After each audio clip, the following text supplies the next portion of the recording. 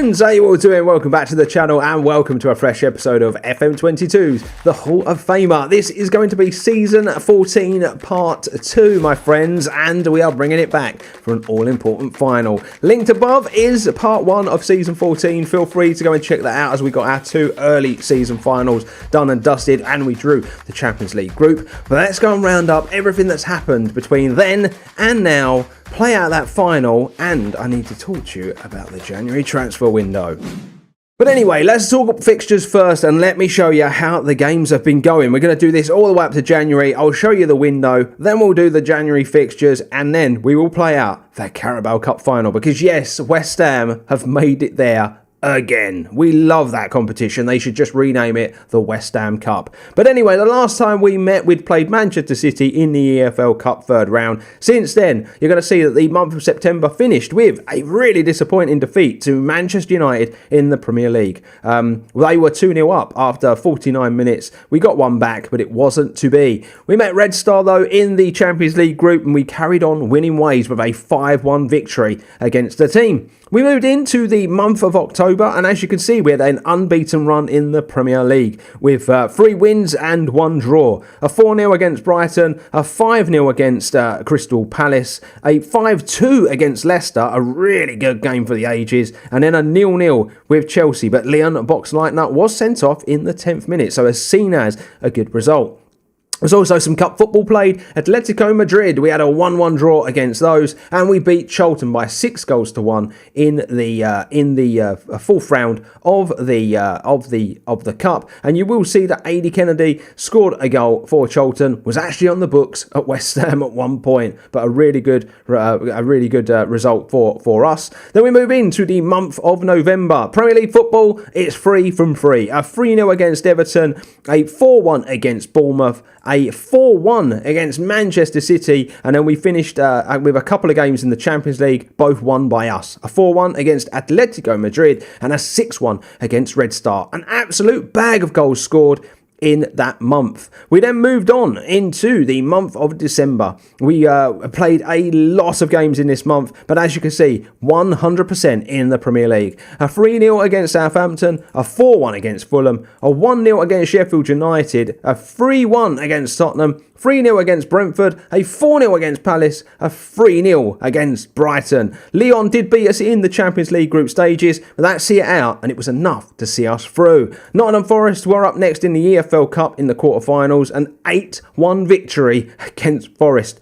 We were absolutely deadly. We then moved into the month of January, but before we cover the month of January, I'm going to show you how the January transfer window played out. And there was big business in the January transfer window. Phenomenal business, in fact. It took our income up to £337 million. Yes, it's crazy. Now, a day come that I never thought would come, and that was that Jean-Claude Moussent left the football club and moved to Red Bull Leipzig for £105 million.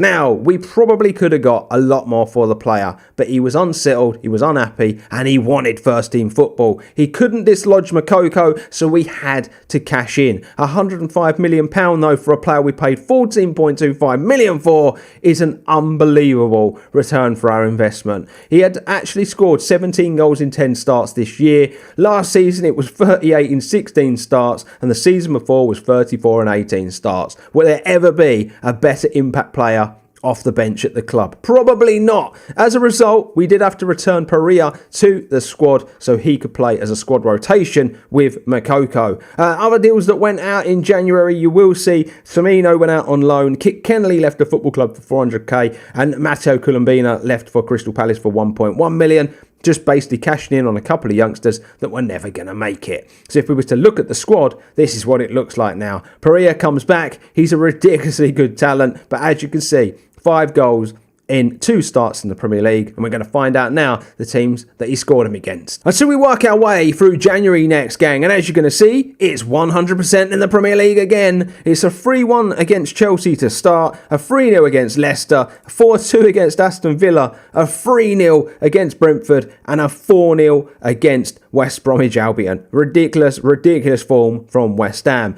We moved into the semi-finals of the EFL Cup, and you will see we got a very convincing semi-final victory of 4-1 over Southampton in the first leg. There was heavy rotation for the second leg. They did have a man sent off. We drew 1-1 with Pereira scoring a 91st minute equaliser. We go through 5-2 on aggregate. Stoke in the third round of the FA Cup were up next, and this was a ridiculous game. As you're going to see, we were cruising at 3-0. We then got a man sent off. They pulled 2 goals back, and then we had a second man sent off. We end the game with 9 men, but lucky for us, we're through to the next round of the FA Cup.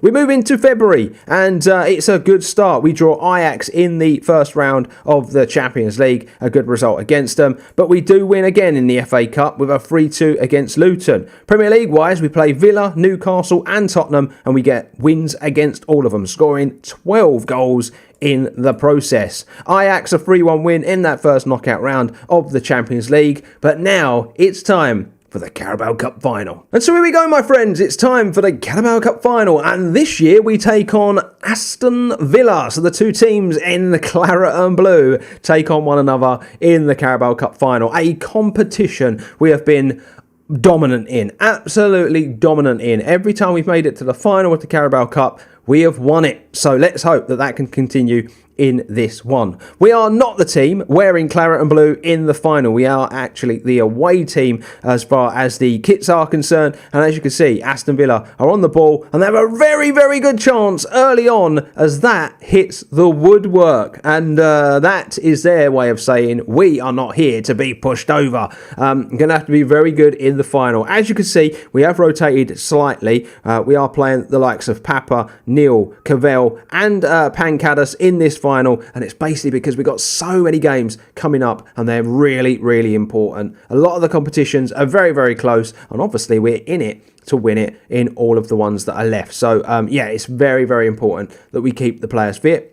Here's a corner though to West Ham, and that hits the post for us this time. And both teams have now had some very, very close opportunities in the game. Obviously, I know I keep asking this, but do let me know what you're making of the format of the series as Makoko goes down injured, and let's hope that that's not a serious one going forward for West Ham. But Pereira comes on, and he gets to play in the Carabao Cup Final after being on loan for the first half of the season. But yeah, let me know how you're rating the series now that I've made these changes. Obviously, first season took a little bit of getting used to, I'm sure, but now we're into a bit of a swing of things. Hopefully it will move along quite nicely, gang. But yeah, I'm hopefully gonna, at least do this for another few seasons. I've got my eyes on things I'd like to do in the series, to kind of progress it, maybe try to get as close to Sir Alex as possible. But yeah, I probably won't be running it for too many more seasons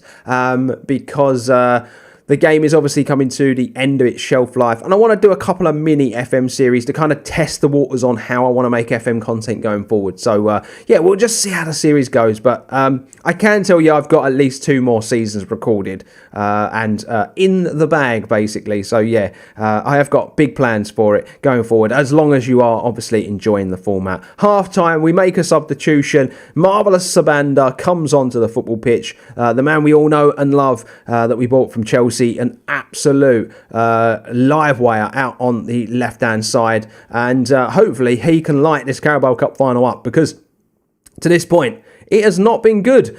We've just changed Reece Neal and Tunk around. I think they may be effective in different positions, so we're just going to do that. Rice now feeds the ball out to Cavell. He comes inside to Yaya. Now into Kabamba. The ball goes over the top and it's into Barria. And Federico Barria shows you what he's made of. And that is a lot of what you have got left to come from that young Argentinian striker. He is going to be a very special talent. And it's funny, isn't it? At the beginning of the season, we signed him and I was like, oh, why are we signing a striker? And then Makoko kicked off. Millicent kicked off. And that's why you always need bodies in the background to be able to come into the first team. Papa's going to make way, and it's going to be Nicholas Wright to come on for him, as there is just over 25 minutes, I guess, to go in the game.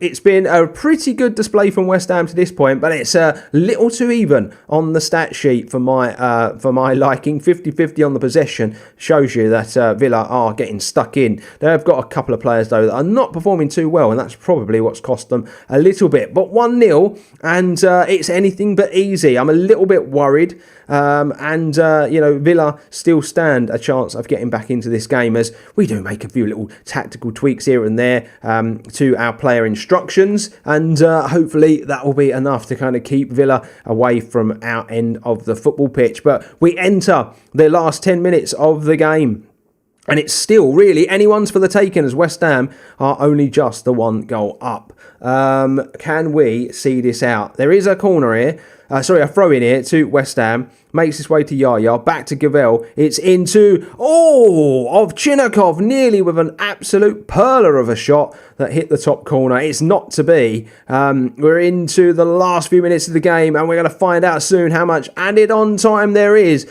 But West Ham at the moment are bringing the Carabao Cup back to East London, where it may as well call its home, because it has honestly been dominated by us so much. It's a competition I wish teams would take a bit more seriously in real life, as he goes through, and Federico Perea with a perler of a run through the defence scores again, and that should be that. Again, I'm trying to make substitutions I know I can't make, but that's it. It's all done and dusted.